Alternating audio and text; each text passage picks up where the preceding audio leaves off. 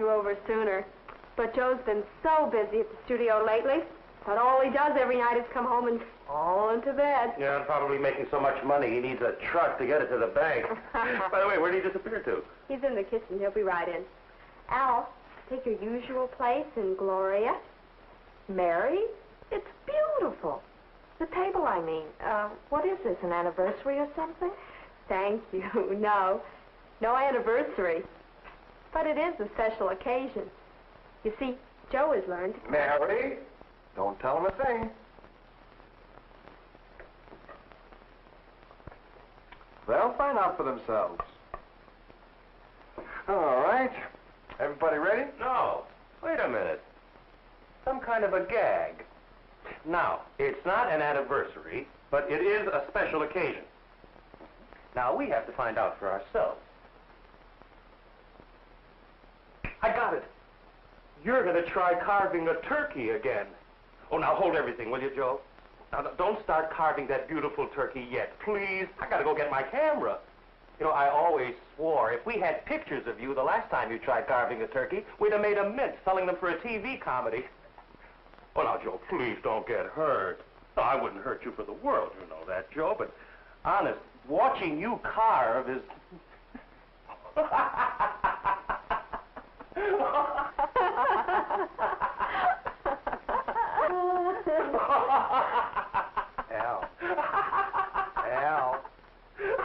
Al, I just decided to give you a special treat.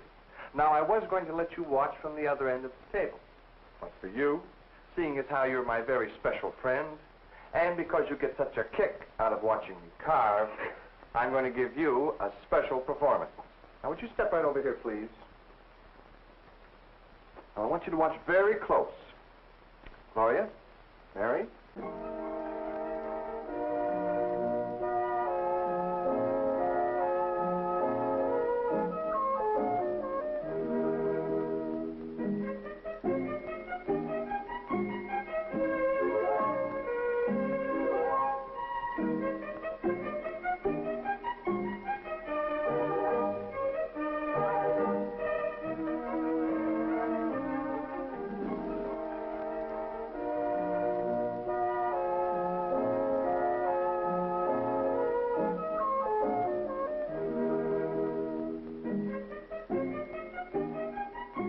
Would you mind going to your place, Al?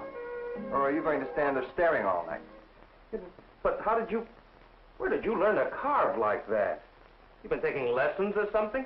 From Martha Logan. Martha Logan? You mean the home economist for Swift? Oh, no wonder. She's an authority on meat. Yeah, but how did you get to meet her? We're making a TV film for them over at the studio.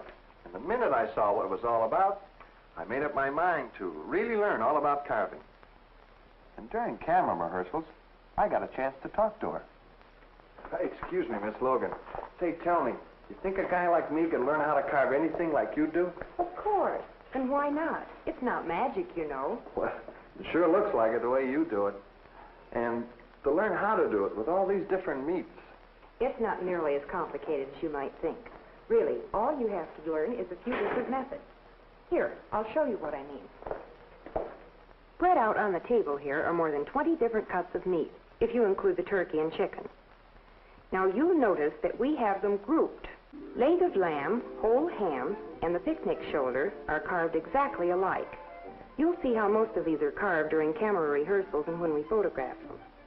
The only real difference between carving a whole ham and carving either the butt or shank end cuts is that these are placed with the cut surface down. The actual cutting is the same. This group includes all steaks, and the only thing to remember about steaks is that when all bone is removed, care should be taken to cut each muscle into equal pieces so everyone will get a serving from each section, where they vary in tenderness.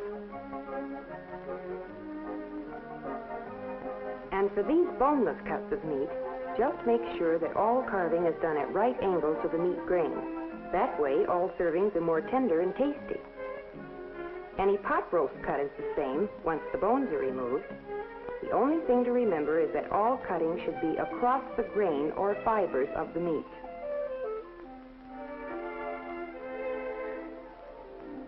Loin of pork and lamb ribs, sometimes called a rack of lamb, are carved exactly the same by cutting between the ribs. The standing rib roast is done differently, but easily. If you turn it onto the cut surface with the rib bones to the left, then carve horizontally. And of course, the best possible example of this idea of learning to carve by meat groups is turkey and chicken. All poultry, for that matter. Do you see how it works? Well, it sure sounds easy the way you tell it. But turkey... They give you trouble? Trouble? I'll never forget the one I tried to carve for our first Thanksgiving dinner. A kid could have done better pulling it apart with his hands. Well, you just watch what I do during rehearsals and when we make the pictures. You'll learn. So, that's how it is, Al, my boy. You're now looking at an expert carver. You mean you can carve all those different meats the way you carved that turkey tonight? Just about. Well, would it be too much trouble? I mean, would you teach me how? I sure will. But right now, I can even do better. Well, how do you mean? Well, I figured you'd want to learn, and since Mary doesn't keep our refrigerator stocked with all those steaks and roasts for you to practice on, I borrowed a print of the movie we made. And it shows everything I've been talking about. Like to see it? Hey, swell. Good. You finish your coffee, and I'll get the projector. Okay. All set. Now, everybody ready? Kill the light, please, Mary. Well, here we go.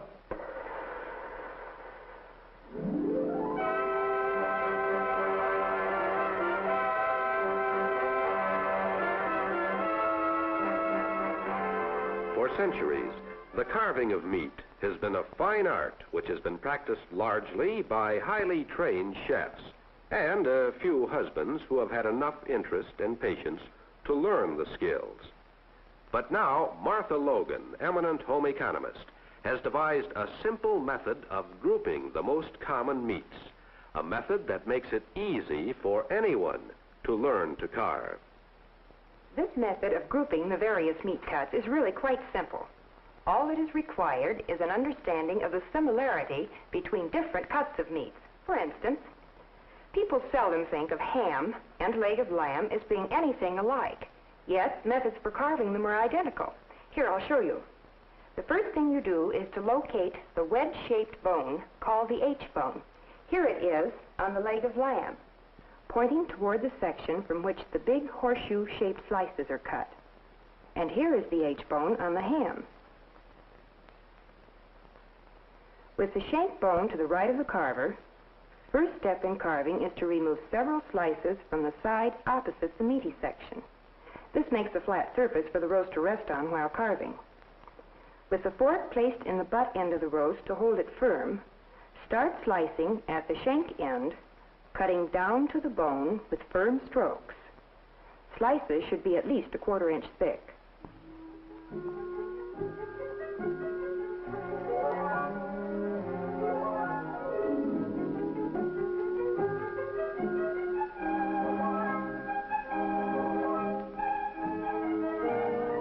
When the desired number of slices has been cut, hold the knife parallel to the cutting board and cut along the leg bone to free the slices.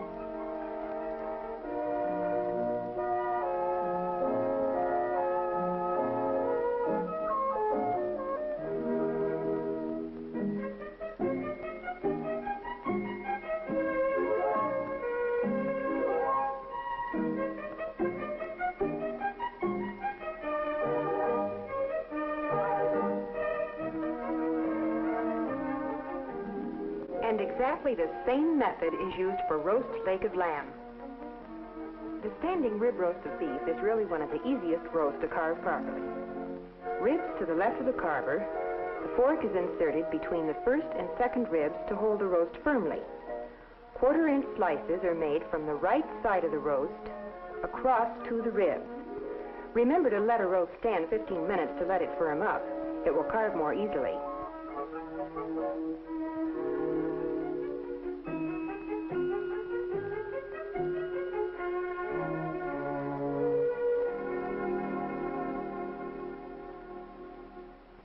As As each slice is completed, use the tip of the knife to cut along the rib bone and free the slice. As cutting gets further into the roast, the fork should be removed from between the upper ribs and reinserted further down. In carving steaks, there is one point of paramount importance. After removing the bones, make sure that each part is cut into equal portions so that each serving will be equal. For instance, here is a sirloin steak. With the bone removed, hold the knife blade at an angle and slice the steak into equal portions about 3/4 inch thick, including as much of the tenderloin as possible with each serving. As long as you remember this, whether serving porterhouse, sirloin, ham steak, or even round steak, everyone at your house will be a happy steak eater. And now, to complete our demonstration, I'll show you some of the fine points for the carving job Father loves best. Turkey. The turkey should be placed so that the breast will be to the carver's left. With the tip of the knife, cut the strip of skin holding the legs in place. Now, press the drumstick outward with a fork or your left hand. Place the knife between the thigh and the body and slash through the skin to the joint. Keep that outward pressure constant while you're making this cut, and the entire leg will separate from the body. The upper thigh joint will come out so that you can cut it free with your knife. That was easy, wasn't it? So is this next cut, separating the thigh from the drumstick. You make your first cut in the angle between the two. Just press the edge of your knife in until you feel the joint. Now for the breast.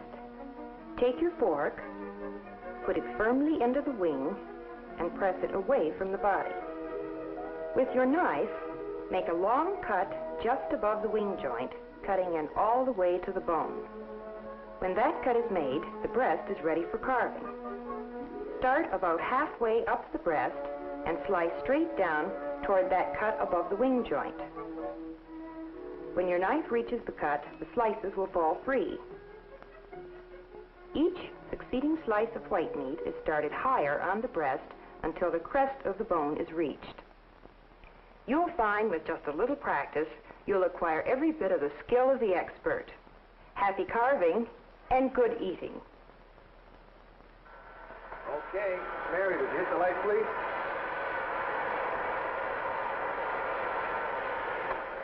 Well, what did you think of it? Boy, she sure makes it look easy. Now, wait a minute. Don't get the idea that this is one of those pictures just to make things look easy. You know, carving, when you get to know the different groupings, like ham and lamb, chicken and turkey, and all those different loin roasts, steaks, and pot roasts. Why, it becomes so easy, you wonder why you didn't think of it yourself. Okay, I'll try it. You, Joe, and Mary are hereby invited to our house Saturday night for dinner. Honey, what kind of roast do you want to cook? Are you going to do the carving? What else?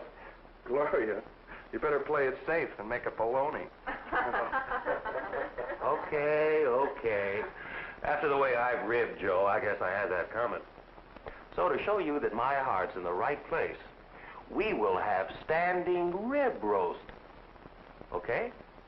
It really doesn't make any difference. Now, whatever kind of roast you get, you'll find it easy to learn how to carve it. Now, well, if I can learn how to carve, anyone can learn.